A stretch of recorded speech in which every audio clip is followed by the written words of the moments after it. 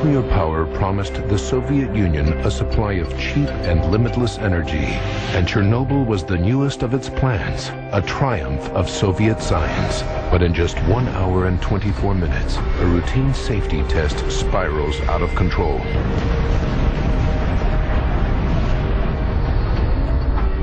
"31 people die. Hundreds are poisoned, and a toxic cloud spreads as far as Asia and the United States. Now we return to Chernobyl with the men who were involved, and cutting-edge computer technology will reveal exactly what went wrong.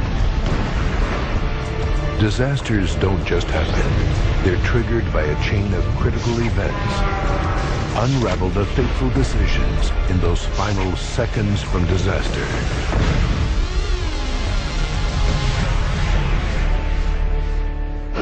The Soviet Union, Ukraine, Chernobyl. April 25, 1986. Soviet Premier Mikhail Gorbachev has been in power for 1 year. Communism and Western democracy are still pitted against each other. The Soviet Union needs a cheap source of energy, and the answer is nuclear power. Over 2 million people in Kiev, Ukraine's major city, get their electricity from the state-run power plant, Chernobyl. Located 65 miles away, Chernobyl is a symbol of the Soviet Union's industrial and technological muscle. Soviet nuclear scientists consider it to be the best of the nation's nuclear plants.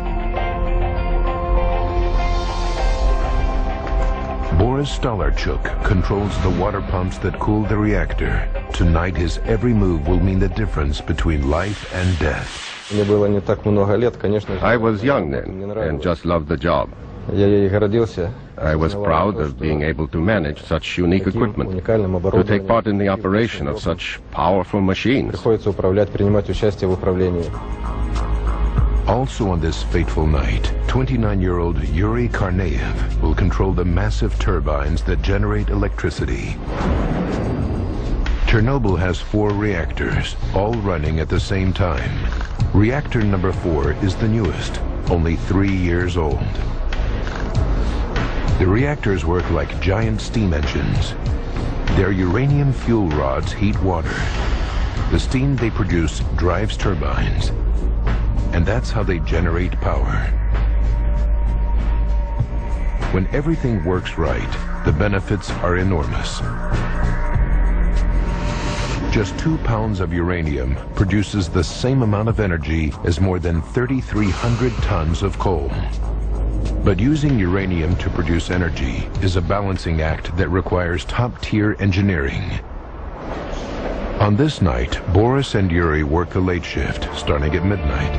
They're relatively young, but are fully qualified to be working in such a complex environment. They arrive half an hour early. This is so the staff can examine the switches and readings left by the previous shift, as well as the general condition of the plant. But tonight will be different. As the midnight shift gathers, they're in for a surprise. Their supervisors order them to perform a safety drill. It's crucial for a nuclear power plant to pump cooling water around the reactor. At Chernobyl, the electricity to run the water pumps comes from its turbines, which in turn are powered by the reactor. It's a perpetual cycle of energy production. But if something goes wrong, it could lead to a nuclear disaster. Tonight's drill is to find out if the plant can keep running until backup generators kick in during an emergency. Earlier attempts to run this test have been inconclusive.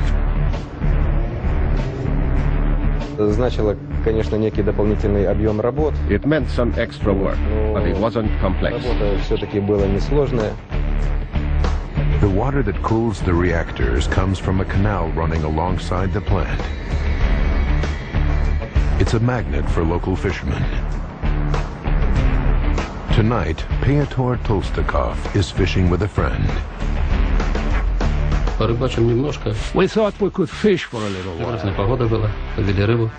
The weather was wonderful and we caught some. От водохранилища по подводному каналу. Tolstakov has a ringside seat at reactor number 4. Midnight. The night shift begins. Yuri Karneyev heads to the turbine hall. I examined the turbine and studied the readings. We had a cup of tea and were waiting for an order to start the test. Boris Stolarchuk is in the control room, about 1,000 feet from the reactor.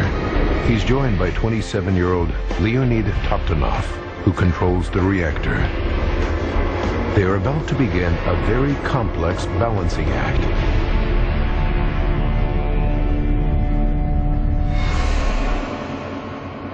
And Chernobyl's fire departments are on standby in case of an emergency. 12:05 a.m. Preparations for the test begin. Leonid gradually reduces power.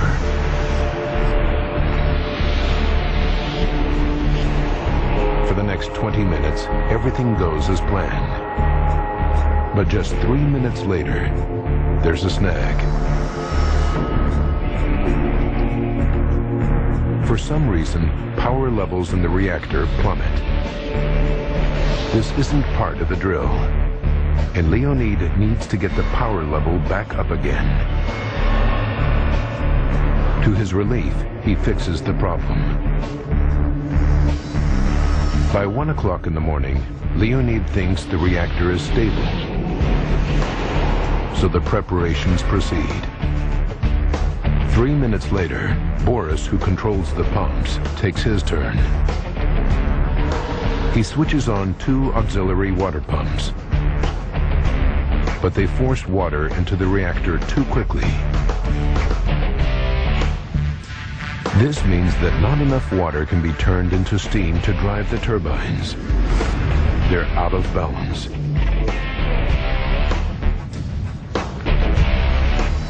(1:19). Leonid thinks he can help by increasing power in the reactor's core. It works. The reactor gets hotter, creating more steam to drive the turbines. Leonid and Boris think they have the situation under control. So again, they continue with the test preparations. What they don't know is that the core is heating up to dangerous levels. In the turbine hall, Yuri Karneyev gets a phone call. Someone in the control room tells him the preparations are complete and the test is about to start. To the crew on the night shift, everything at Chernobyl appears to be normal. 1:23. An operator shuts down the turbines as planned. This is the start of a test they've been preparing for since the beginning of the shift. But just as Leonid monitors the reactor, he sees its temperature begin to soar. Pressure in the reactor is critical. Warning alarms blare through the control room. Leonid and Boris know they have a serious problem. But they don't know that they're only moments away from a full-blown nuclear catastrophe.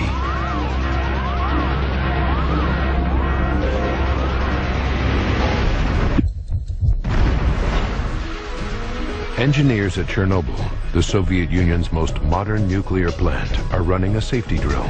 But there are problems, and it's evident that something is wrong.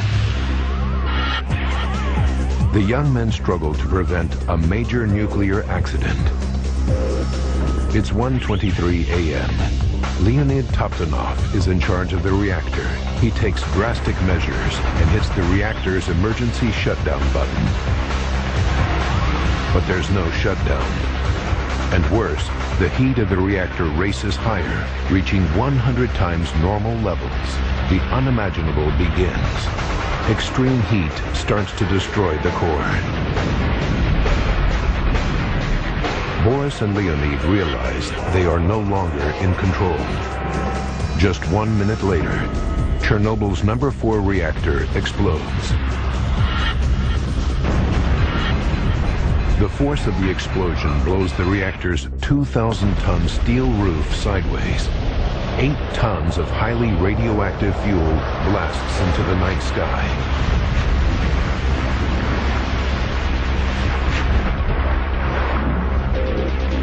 In the turbine hall, Yuri Karnaev watches in disbelief.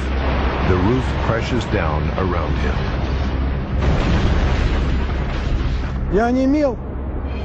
I couldn't say a word. I crouched near the control panel. When the roof stopped falling, I thought, well, thank God, it hasn't fallen on me. In the control room, almost 1,000 feet away, engineer Boris Stolarchuk's nightmare begins. I felt something strange was going on. I heard a big bang. I was petrified. I didn't know what to do. Outside Chernobyl, fisherman Pyotr Tolstakov becomes an eyewitness to history.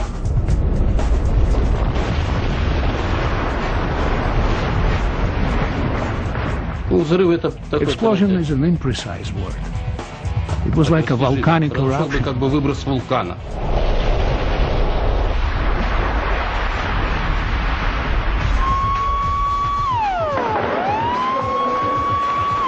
The alarm goes off at the plant's fire station.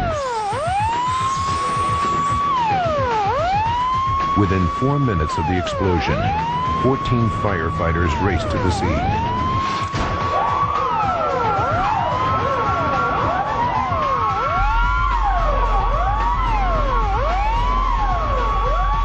Fire has broken out all over Reactor 4.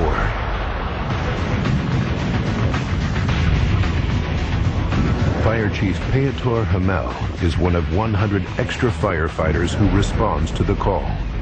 There were bits of wires lying around. All the technical units were in pieces. We didn't know it was the reactor because no one had told us. The firemen are in the midst of a nuclear catastrophe. For an hour and a half, they struggle with the flames. And one by one, the men start to collapse, vomiting and losing consciousness. Pyotr Hamel is among them.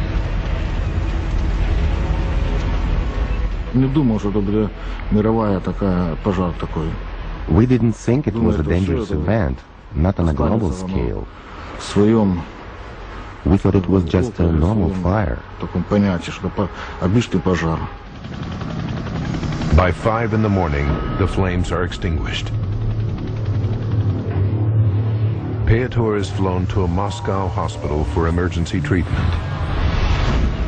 He is suffering from the effects of radiation, but at least he survives. Of the 69 firefighters at the blaze, 31 died from direct exposure to radiation.